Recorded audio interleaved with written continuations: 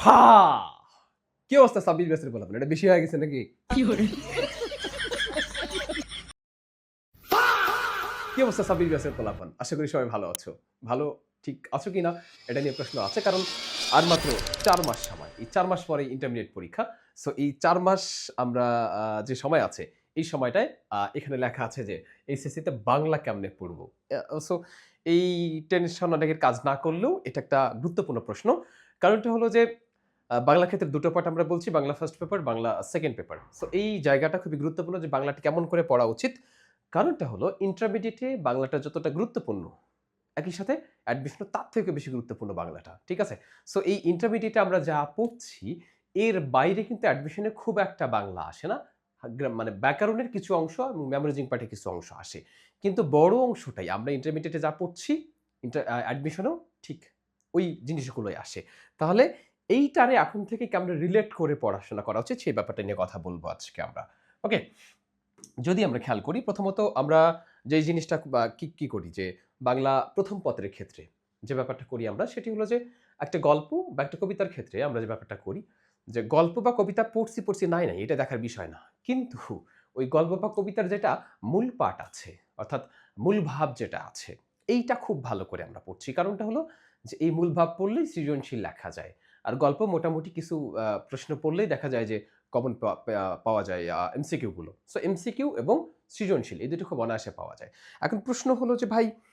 তাহলে এই দুটো তো আমি অনায়াসে পাচ্ছি তাহলে আর কিভাবে পড়তে হবে ব্যাপারটা হলো যে দেখো একটা ব্যাপার যে বিশ্ববিদ্যালয়ের প্রশ্নগুলোতে এই জিনিসগুলো কিন্তু এতটা সহজ করে আসছে না একটু কঠিন করে একটু জটিল করে আসছে সেক্ষেত্রে পড়ার সিকোয়েন্সটা কেমন হয় নর্মালি আমরা যা পড়ি তার থেকেও যদি একটু গভীরভাবে পড়ি এই সিকোয়েন্স মেনটেন করে পড়ি তাহলে সেটা আরও বেশি বেটার প্রথমত সিকোয়েন্স যদি বলি আমরা গদ্যের ক্ষেত্রে বা পদ্যের ক্ষেত্রে যদি বলি তাহলে এই সিকোয়েন্সটা মেনটেন করা উচিত আমরা যদি 1 নম্বরে বলি 1 নম্বরে কি করা উচিত 1 নম্বরে যে জিনিসটা করা উচিত সেটি হলো যে প্রথমত ওই গল্প বা কবিতার আগে লেখক বা কবি পরিচিতি আছে এই লেখক বা কবি পরিচিতি যেটা আছে লেখক বা কবি পরিচিতি যেটা আছে কবি পরিচিতিটা খুব ভালো করে পড়তে হবে আমাদেরকে ঠিক আছে লেখক বা কবি পরিচিতি আমরা লেখক বা কবি পরিচিতির ক্ষেত্রে মোটামুটি একবার দুইবার রিডিং পড়লে হয়ে যায় তবে এক্ষেত্রে মনে রাখতে হবে তার জন্মসাল মৃত্যুসাল এবং কবির যে উল্লেখযোগ্য গ্রন্থ আছে এবং তিনি কোনো কিছু শুরু করছেন কিনা যদি তোমাকে বলা হয় যে বাংলা মহাকাব্যের জনককে অনেকেই হঠাৎ করে এই প্রশ্নের উত্তর দিতে পারবে না অথচ সবাই পড়ছো এটা হলো মাইকেল মধুসূদন দত্ত ঠিক আছে সো এই টাইপের যে সনেট কবিতার প্রবর্তক এইটা আবার সবাই জানো মাইকেল মধুসূদন দত্ত সো এই টাইপের যে জিনিসগুলো আছে যে বিষয়গুলো আছে সেইগুলো এই কবির ক্ষেত্রে কোনোটা আছে কিনা সেটা ভালো করে জানতে হবে ওকে 2 নম্বর পার্টে কি করতে হবে এই গল্প অথবা যে কবিতা আছে গল্প অথবা যে কবিতাটা আছে ঠিক আছে গল্পের ক্ষেত্রে আমি বলছি যে অর্থাৎ গদ্যটাকে বোঝাচ্ছি গদ্য বা কবিতার ক্ষেত্রে যে ব্যাপারটা করতে হবে এইটা খুব ভালো করে পড়তে হবে এখন গদ্যের ক্ষেত্রে বা গল্পের ক্ষেত্রে কি হবে গল্পের ক্ষেত্রে কোন চরিত্র কোন উক্তিটি করেছে এই ব্যাপারটা খুবই গুরুত্বপূর্ণ এই চরিত্রের মুখ নিঃসৃত যে উক্তি এটা খুব ভালোভাবে মনে রাখতে হবে কারণ বিশ্ববিদ্যালয় এখান থেকে প্রশ্ন হয়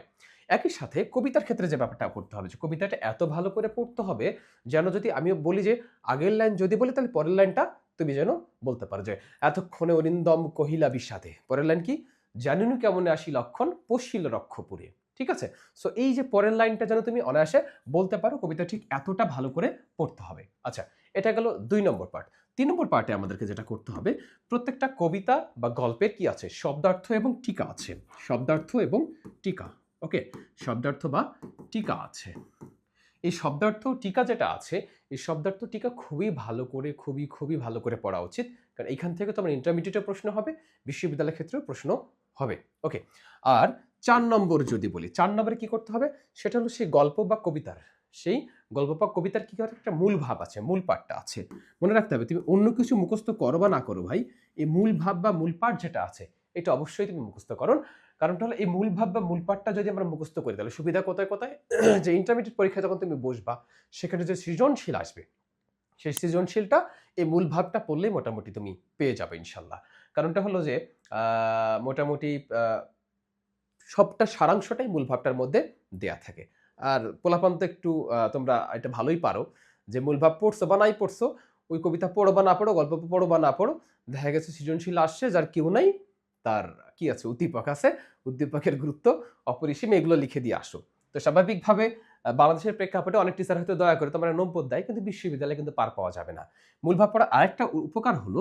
যে বিশ্ববিদ্যালয়গুলোতে, যেমন ঢাকা বিশ্ববিদ্যালয়, খেয়াল করে দেখবা বাংলা ফার্স্ট পেপার থেকে যে প্রশ্নগুলো করে, সেই প্রশ্নগুলোতে মনে হয় এমন প্রশ্ন করতেছে সাহিত্য পাঠ থেকে যে মনে হচ্ছে ক নাম্বারের উত্তর হতে পারে খ, মানে 4টা অপশনই মনে হচ্ছে উত্তর হবে, এই টাইপের কিছু প্রশ্ন করে। মনে রেখো এই টাইপের প্রশ্নগুলো পেশাই হলো এই মূলভাবে যে লাইনগুলো লেখা থাকে, ঠিক আছে, এই মূলভাবে যে লাইন, যেমন যদি নাগরিক কবি বলা হয় কাকে, শামসুর রহমানকে। এখন নাগরিক কবি কেন বলা হয়, তার লেখা তুমি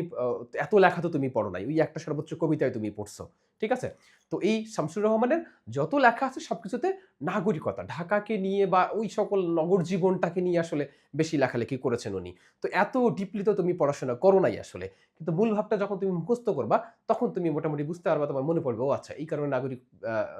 মানে নাগরিক কবি বলা হচ্ছে শামসুর রহমানকে। সো এইরকম বিভিন্ন বিষয় আছে আমাদের, এই কারণে মূল ভাবটা আসলে পড়তে হবে। তাহলে ঢাকা বিশ্ববিদ্যালয়ে ওই জটিল জটিল যে প্রশ্নগুলো, কঠিন কঠিন যে প্রশ্নগুলো, সেগুলো অনেকগুলো উত্তর আমরা করতে পারবো। সো এই 4টা পার্টে আমরা ফার্স্ট পেপারটা পড়বো। এখন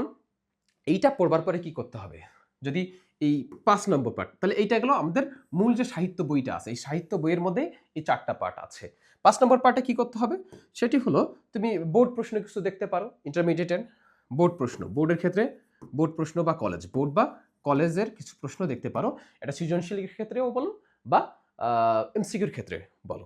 আর সর্বশেষ আরেকটা কাজ হলো যে এই কবিতা বা এই গল্প থেকে বা এই নাটক উপন্যাস থেকে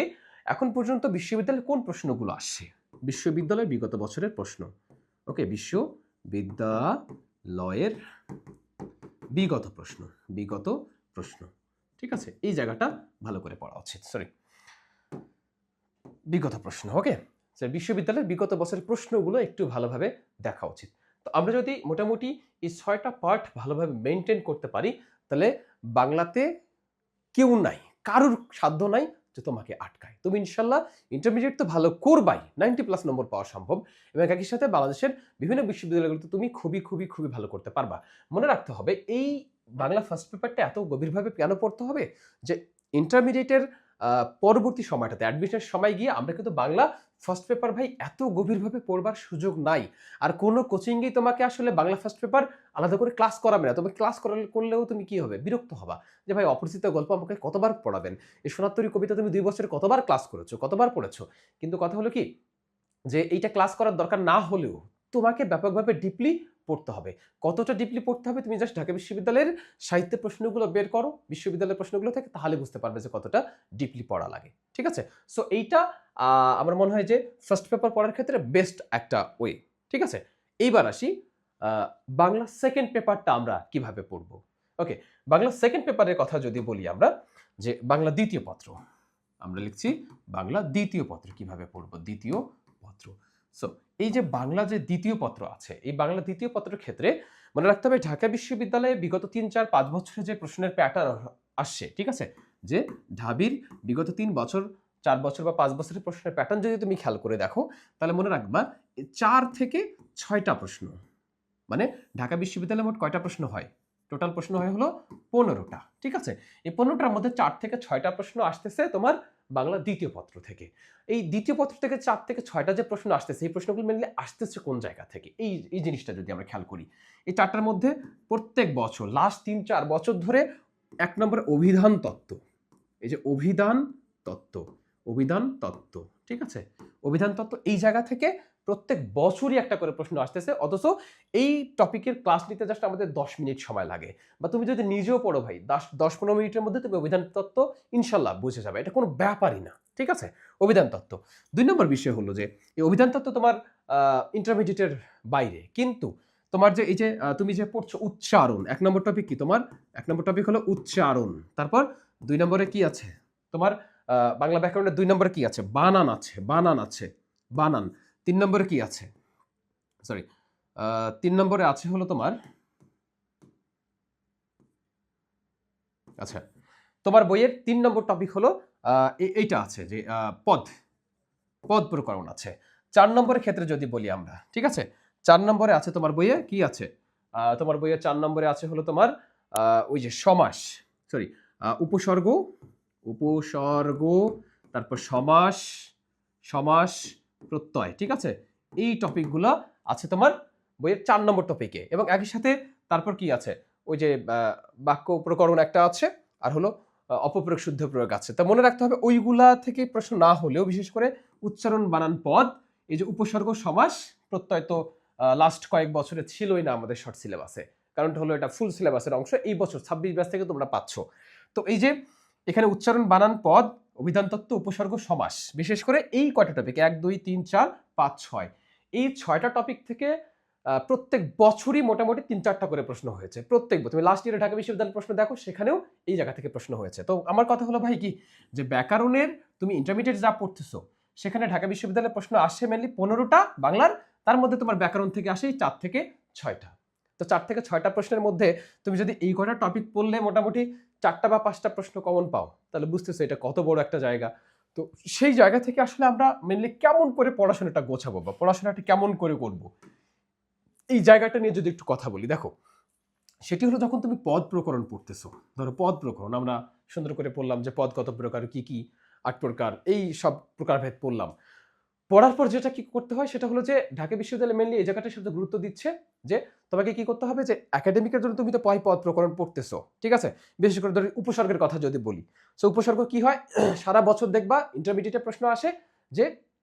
উপসর্গের অর্থবাচকতা নাই কিন্তু অর্থ দ্যোতকতা আছে। এই প্রশ্নের বাইরে আল্লাহর হস্তে উপসর্গ থেকে কোনো প্রশ্নই আসতেছে না বোর্ডে, ঠিক আছে। অথচ তুমি যদি উপসর্গের সাথে কি করো, যে ভাই উপসর্গ আমি পড়বো ঠিক আছে, কিন্তু উপসর্গ থেকে ঢাকা বিশ্ববিদ্যালয়ে কি প্রশ্ন আসতেছে, তুমি একবার উপসর্গ থেকে ঢাকা বিশ্ববিদ্যালয়ের প্রশ্নটা বের করো, তাহলে ওরা কি কোন ধরনের প্রশ্ন করতেছে দেখো। যে উপসর্গের কথা বলছি, উপসর্গ থেকে প্রশ্ন করতেছে সেটা হলো যে একটা উপসর্গ দিয়ে বলা হচ্ছে যে এই উপসর্গটা এখানে কোন অর্থে ব্যবহৃত হয়েছে, এই ধরনের একটা প্যাটার্নের প্রশ্ন আসতেছে। তারপর আরেকটা প্যাটার্ন হলো যে একটা শব্দ দিয়ে বলতেছে এই শব্দটাতে ঢাকা বিশ্ববিদ্যালয়ে কয়টা, মানে ঢাকা বিশ্ববিদ্যালয় বলতেছে এই উপসর্গটার মধ্যে, মানে এই শব্দটার মধ্যে কয়টা উপসর্গ আছে। তাহলে দুই প্যাটার্নের প্রশ্ন হয় উপসর্গ থেকে, একটা হলো যে এই উপসর্গটা কোন অর্থে ব্যবহৃত হয়েছে এই শব্দে, আর একটা হলো যে এখানে কয়টা উপসর্গ আছে। এই দুই প্যাটার্নের প্রশ্ন উপসর্গ থেকে আসে। পদ প্রকরণ থেকে কি প্রশ্ন আসতেছে সেটা হলো যে একটা বাক্য থেকে একটা শব্দ ফাইন্ড আউট করে দিয়ে বলা হচ্ছে যে, মানে মোটামুটি তোমার ইন্টারমিডিয়েটের মতো, কিন্তু ইন্টারমিডিয়েটে যতটা সহজ হয় অনুচ্ছেদগুলা, ঢাকা বিশ্ববিদ্যালয় ওই লাইনটা আদৌ এতটা সহজ হয় না। সো সেই জায়গা থেকে ঢাকা বিশ্ববিদ্যালয় প্যাটার্নটা বুঝে আমরা তো উপসর্গ বলো, পদ বলো, এগুলোর বেসিকটা পড়তেছি, একই সাথে একটু হাই লেভেলের পড়াশোনাটা এখন থেকে করা উচিত। যদি এখন থেকে করতে পারো তাহলে তোমার বাংলা ভাই ফার্স্ট সেকেন্ড পেপার ডান, বাংলা ফার্স্ট পেপার ডান। তো এইটা মোটামুটি ডান হয়ে গেলে তোমার অ্যাডমিশনের সময় এসে তুমি জাস্ট মেমোরাইজিং পার্টগুলো একটু দেখবা, আর এই যে তোমার সিলেবাসের বাইরে যে টপিকগুলো আছে, যেমন এখানে সন্ধি নাই, তারপর এমন আরো অনেকগুলো টপিক আছে, ধ্বনি পরিবর্তন নাই, তারপর ধ্বনীয় বর্ণ নাই, তাই না, এই টপিকগুলো মোটামুটি তুমি রিল্যাক্সে বা অনায়াসে পড়তে পারবা, আর এগুলোকে রিভিশন করতে পারবা। সো এইটা হলো ঢাকা বিশ্ববিদ্যালয়ের জন্য, নট অনলি ঢাকা বিশ্ববিদ্যালয়, একজন ইন্টারমিডিয়েট শিক্ষার্থী যদি মনে করে যে আমি একটা বিশ্ববিদ্যালয়ে পড়তে চাই, তাহলে অবশ্যই বাংলাটা তার ঠিক এভাবেই পড়াশোনা করা উচিত। সো আমি জানি না ভিডিও কেমন লেগেছে, আমি আমার দীর্ঘদিনের এই মানে শিক্ষকতার অভিজ্ঞতা থেকে এইটুকু মানে বুঝতে পেরেছি বা জেনেছি, সেই জায়গাটুকু তোমার সঙ্গে শেয়ার করলাম। আমাদের যারা অফলাইনে আমাদের এখানে কোচিং করো তারা তো ইনশাল্লাহ মাশাল্লাহ এইগুলো জানোই, বা তাদের সাথে সবসময় শেয়ার করা হয়, কিন্তু যারা আমাদেরকে শুধু অনলাইনে দেখো, আশা করি তাদের জন্য এই ভিডিওগুলো খুবই হেল্পফুল হবে। সুতরাং আমাদের সঙ্গে সবসময় কানেক্ট থাকো, পেজে অবশ্যই লাইক টাইক দিও, আর একটু শেয়ার টেয়ার করিও। সো দেখা হবে নেক্সট কোনো ভিডিওতে। আসসালামু আলাইকুম।